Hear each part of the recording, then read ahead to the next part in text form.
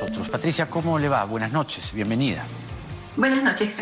Bueno, varias cosas muy interesantes en la encuesta que justo ya las había adelantado un poco con nuestra anterior invitada, que me llama la atención, por ejemplo, que una cuarta parte de gente que se considera de derecha, la cuarta parte de los votos de Castillo van para él. Además del nivel socioeconómico AB, también hay una cuarta parte del voto de Castillo que va hacia Castillo, ¿no? En 6 semanas yo decía, y creo que coincidiríamos, que puede pasar cualquier cosa, pero 20 puntos tampoco son poca cosa.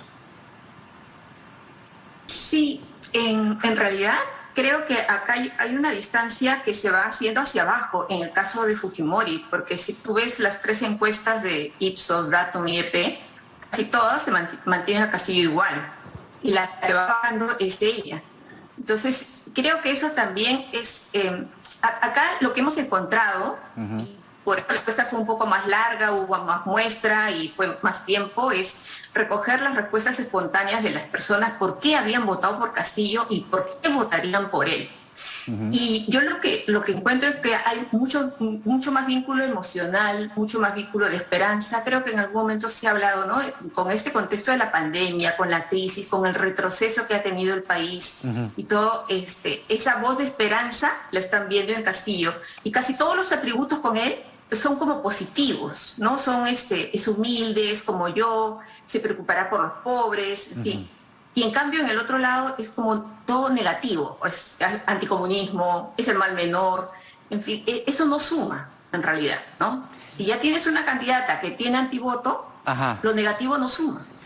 Eso, el anticomunismo, que justamente les preguntaba a Rosángela Barbarán, que es un mensaje que están, dale que dale, traca, traca, y según Datum, por ejemplo, no voy a comparar las encuestas una con la otra porque es un mal hábito. Sí. Pero solamente extraigo de Datum que había un 68% de gente que no se consideraba anticomunista, pero acabas también de decir lo mismo, es decir, que solo encuentran ese valor o antivalor, ¿no?, del anticomunismo y de endilgarle esos términos, esos sanbenitos, esos motes a Castillo, que no le está funcionando o no le estaría funcionando a Keiko Fujimori, ¿no? No suma. Es que si sumas negativo con negativo no suma, porque sumas cero. Así es. Y eso es, por un lado, mal menor tampoco es algo positivo, es 12%. Antiizquierda, anticomunismo, 18%. Para evitar que gane el otro candidato, que tampoco es positivo, es 3%. En total, 33%. Sí. Y en el lado de Castillo tienes antifujimorismo también, o anti-Keiko, 11%. Sí. Es el mal menor, 6%, tienes 17%. Es como que el doble. Lo negativo es el doble en Fujimori que en Castillo. Sí. Entonces, eso es muy fuerte, y además ese vínculo, o sea, acá hay 2 temas que quiero aclarar bien, ¿no? Una cosa es que hablemos ahorita de la intención de voto para llegar al 6 de junio. Otra es ya los temores que uno pueda tener con respecto a qué haga tal o cual candidato si llega al gobierno, ¿no? Ahorita, para poder hacer una diferenciación, ¿no? O sea, no es que yo me esté entusiasmando por el candidato Castillo, sino que me sorprende. No sé si me sorprende, pero yo notaba en toda la campaña que había un desánimo, que había 30% que no sabía, o sea, es más, antes ni siquiera sabían a quién elegir, nadie tenía candidato, mucho desánimo.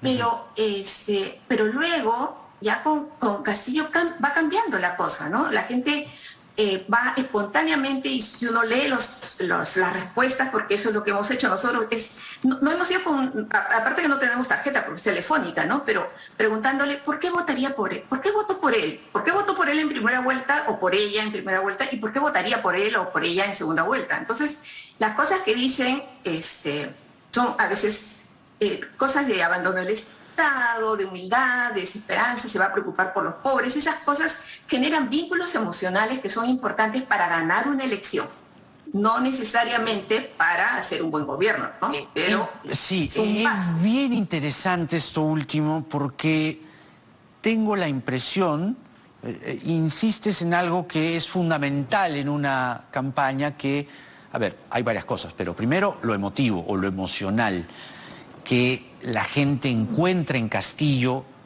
ese ángulo o ese perfil.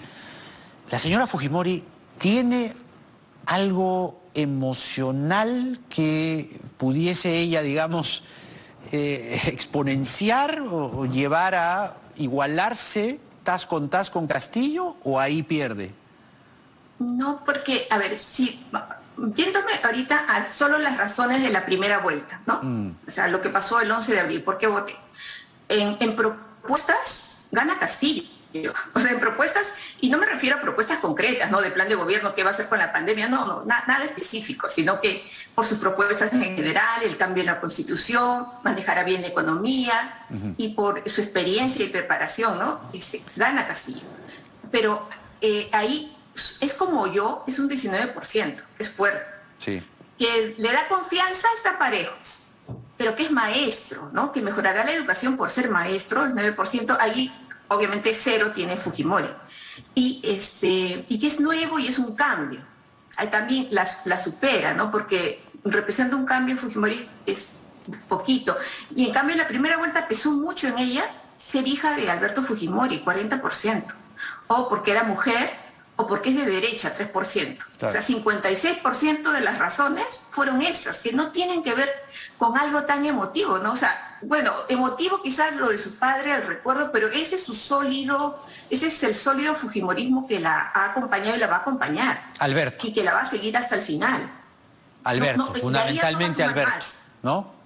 Claro, eso es muy fuerte. Y para la segunda vuelta, en cambio, todo el Castillo, que representa un cambio, es nuevo en política, es humilde, es del pueblo, es campesino, es honesto, no va a robar. Es honesto, por ejemplo, es solo Castillo, 4%, ella tiene 0. Es humilde, es del pueblo, él tiene 8%, ella tiene 0. Ahora, ella le gana en experiencia y preparación 6-1, eso es cierto, pero igual, son cosas, la experiencia y preparación no es tan emotiva, pues como que es un cambio, es nuevo, es humilde, eso es otra cosa. Claro, exactamente. Otro valor que aquel candidato que tome ese camino, pues puede resultar ganador, es el del cambio. Primero lo emotivo, ¿no? El factor emotivo, y el otro fundamental es el cambio. O sea, eso es manual de elección así de teoría, ¿no? Básico. La señora Fujimori, como lo estás mostrando en las variables de la encuesta y los valores que se le asignan a cada uno, no parece mostrar un valor de cambio, sino que ella se ha colocado sobre la mochila el gobierno de su padre, que no necesariamente implica un cambio, sino significaría volver a una situación que ya vivimos. No tampoco existe un aspecto que la señora Fujimori pueda colocar como un valor y decir, nosotros somos el cambio. Es decir, por el cambio, la señora Fujimori no ofrece, digamos, ni un solo valor, ¿o sí? No, no es el cambio. En realidad, en ella, y ahí ella versus Castillo, ella gana, es que la estabilidad económica, ajá, que no afectará a la economía y respetará la democracia. Claro. Son dos cosas que sí suman en ella 14%, o sea, no afectará a la economía es 8% y respetará la democracia 6%, y ahí Castillo tiene 0. Claro. Y Castillo tiene 0. Claro. No es cambio, sino es estabilidad. Pero la estabilidad en un contexto donde tú necesitas cambiar como país, porque no puedes seguir con la situación que estamos viviendo ahorita, ¿no? De tanta postergación, de tantos problemas económicos y sanitarios que tenemos. Exactamente. No es algo que te dé esperanza. Exacto, exacto. Patricia Zárate del IEP con nosotros comentando su última encuesta. Gracias, Patricia, por esta entrevista, ¿eh? Muy buenas noches.